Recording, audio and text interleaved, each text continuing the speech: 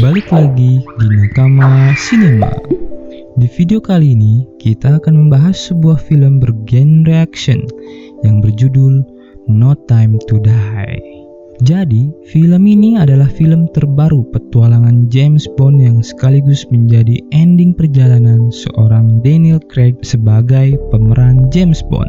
Nah, penasaran kan sama alur ceritanya? Nah, tanpa perlu tunggu lama lagi, mari kita dengar alur ceritanya. Film diawali dengan diperlihatkan seorang anak bernama Madeleine Swan yang sedang bersama dengan ibunya. Di hari itu, seorang pria bertopeng tiba-tiba datang ke rumah Madeleine. Pria itu pun memperkenalkan dirinya sebagai Lucifer Safin dan tidak segan-segan langsung membunuh ibu Madeleine. Perbuatannya itu ternyata dilakukan sebagai bentuk balas dendam atas perbuatan ayah Madeleine yang sudah membunuh keluarganya. Saat berjalan ke arah Madeleine, Madeleine secara tidak terduga langsung menembaknya beberapa kali. Setelah itu, ia pun menyeret tubuh Safin keluar dari rumahnya.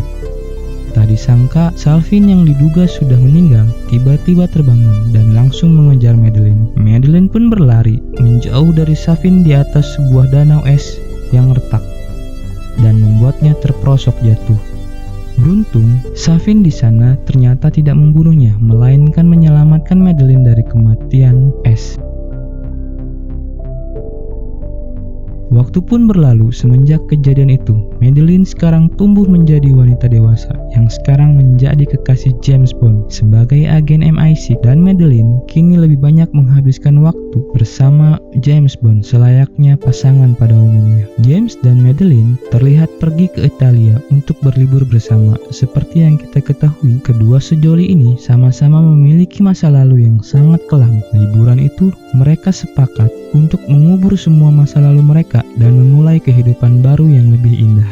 Ketika James sedang berkunjung ke makam Vesprin, seseorang ternyata telah dengan sengaja menyiapkan sebuah bom yang hampir saja merenggut nyawanya. Penyerangan itu ternyata adalah ulah Spectre yang menjadi musuh James dalam beberapa tahun terakhir. Namun, sebagai mantan agen dengan julukan 007, James sudah sangat terbiasa menghadapi penyerangan semacam itu, mengalahkan beberapa anggota Spectre dan mengambil salah satu motor untuk kembali ke hotel. Di hotel, James marah kepada Madeleine karena menduga bahwa kekasihnya itu ada hubungannya dengan penyerangannya hari ini. Hanya Madeleine lah yang tahu kalau James akan berkunjung ke makam Vesprin. Madeleine yang tampak kebingungan mencoba untuk membantah tuduhan James, namun sayangnya James tetap tidak mendengarkannya. Karena sekarang posisi mereka telah diketahui, James pun segera pergi membawa Madeleine untuk kabur dari tempat tersebut. Sayangnya, posisi mereka ternyata sudah terlanjur ketahuan, sehingga mereka pun dikepung oleh musuh.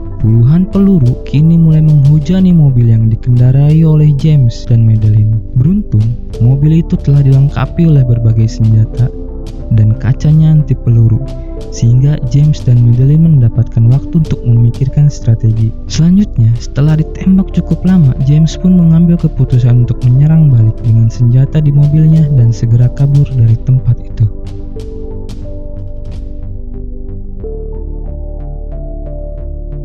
Nah, setelah itu, James dan Madeleine pun memutuskan untuk berpisah karena kesalahpahaman pun mulai terjadi di antara mereka.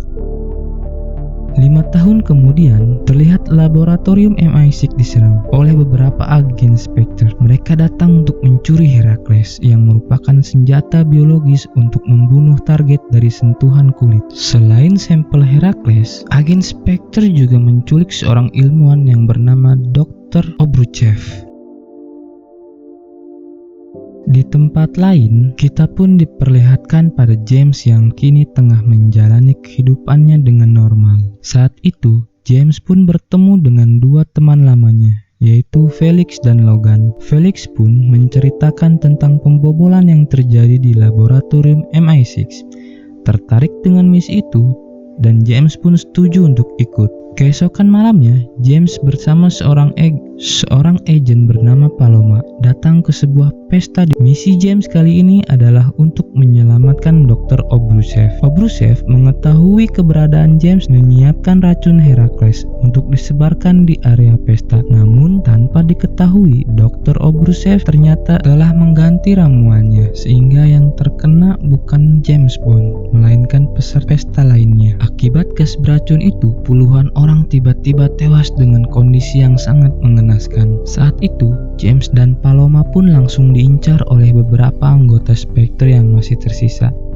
Oleh sebab itu, James dan Paloma pun langsung bekerja sama untuk menembak mereka semua. Satu persatu mengalahkan semuanya. James dan Paloma pun berhasil mendapatkan Dr. Obrushev dan segera membawanya kabur dari pesta tersebut. Setelah itu, James langsung membawa Dr. Obrushev dengan menggunakan helikopter menuju ke sebuah kapal. Di kapal itu, mereka telah ditunggu oleh Felix dan Logan. Di sana, James pun langsung menginterogasi Dr. Obrushev mengenai Herakles yang ia kembangkan, berkata kalau penelitian Herakles mendapatkan izin langsung dari M. Setelah itu, dokter itu terus saja memberikan keterangan yang tidak jelas, sampai James menyadari bahwa Logan adalah seorang agen yang bekerja untuk menyelamatkan Obrushev. Logan pun langsung menembakkan beberapa peluru ke arah mereka, yang menyebabkan Felix terluka cukup parah. Memanfaatkan helikopter yang dibawa oleh James sebelumnya untuk kabur bersama Obrushev.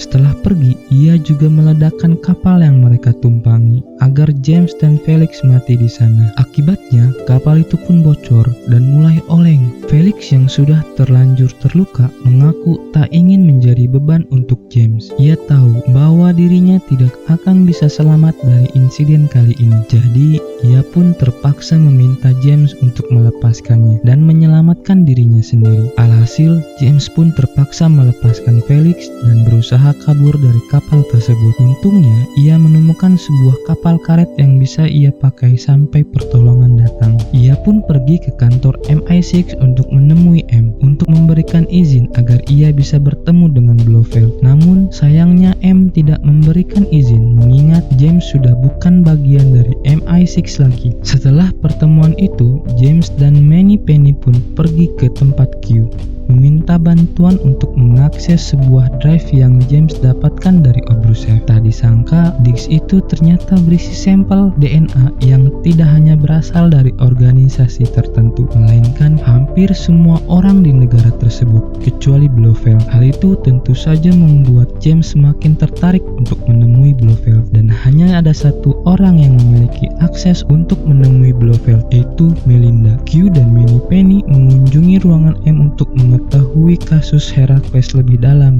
Di sana yang menjelaskan bahwa Herakles awalnya dibuat sebenarnya hanya untuk target-target tertentu. Namun setelah dipersenjatai oleh nanobot, targetnya pun kini menjadi tidak terkendali, di mana saat ini infeksi Herakles bisa saja terjadi hanya dengan sebuah sentuhan fisik. Karena situasinya menjadi lebih berbahaya, alhasil ia pun memberikan izin untuk James menemui Blofeld. Hal ini mempertemukan James dan Madeleine setelah berpisah selama 5 tahun. James dan Madeleine sama-sama dijadwalkan untuk bertemu dengan Blofeld hari itu. Namun karena Madeleine yang terlihat sangat ketakutan sampai gemetaran, jadi ia pun mengurungkan niatnya dan meminta izin untuk keluar.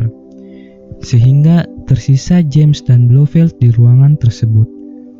Sejak awal, Blofeld tidak menjawab semua pertanyaan James dan malah sibuk memprovokasinya agar James marah kepadanya. Hal itu pun membuat James emosi sampai ia pun nekat mencekik Blofeld,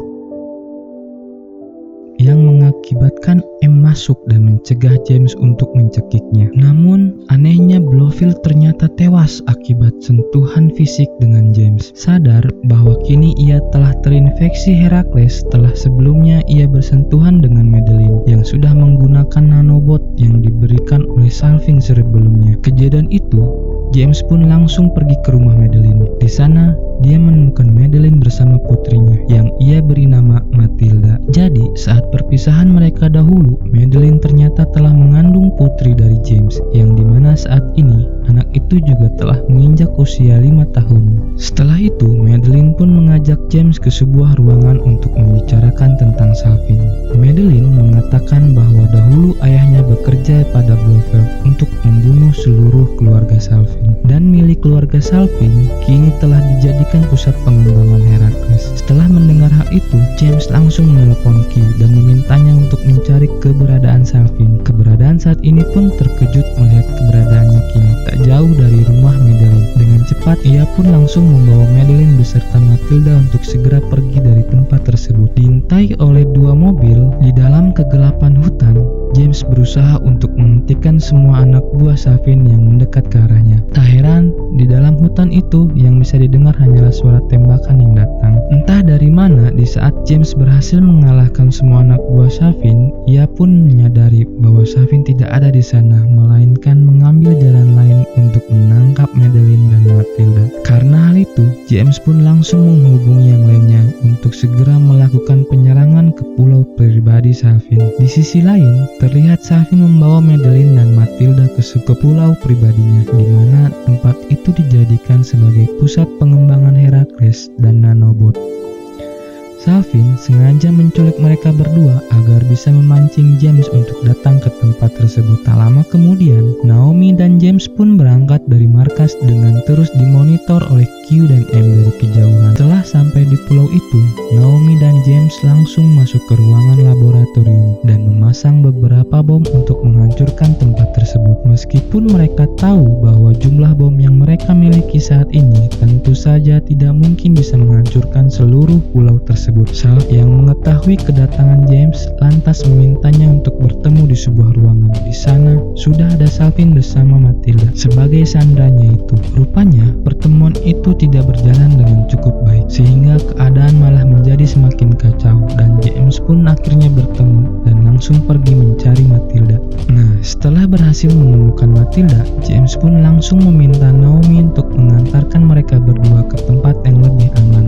Setelah memastikan mereka semua pergi dengan aman, James kemudian diarahkan untuk pergi ke ruangan kontrol di pulau tersebut. Disinilah kita diperlihatkan eksistensi seorang James Bond, agen MI6 sebagai penembak jitu andalan MI6. Meskipun musuh yang dilawan sangatlah banyak, namun James selalu bisa mengalahkan mereka dengan tembakannya yang sangat akurat. Setelah pergi ke ruangan kontrol, James membuka semua tempat di pulau itu agar bisa dihancurkan oleh rudal dengan mudah, mengingat ia memang sudah meminta M untuk mengirim beberapa rudal untuk menghancurkan pulau tersebut.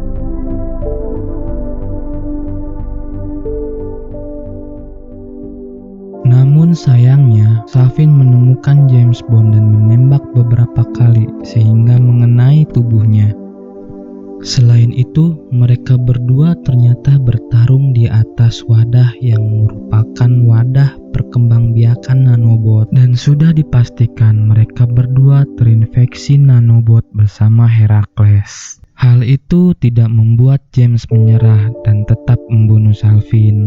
Setelah mengetahui bahwa dirinya tidak mungkin selamat dan kembali ke Madeline, James pun mencoba untuk menghubungi Madeline dan mengucapkan salam perpisahan kepadanya dan Matilda. Di detik-detik rudal akan mendarat, James pun baru mengetahui bahwa Matilda adalah anaknya, dan film pun diakhiri dengan James berdiri tegap melihat rudal yang akan menghancurkan dirinya dan pulau itu dalam sekejap. Setelah kejadian itu, M dan yang lainnya pun berkumpul untuk mengenang kematian James Bond dan film pun selesai. Jangan lupa untuk klik tombol like, subscribe, dan bunyikan loncengnya.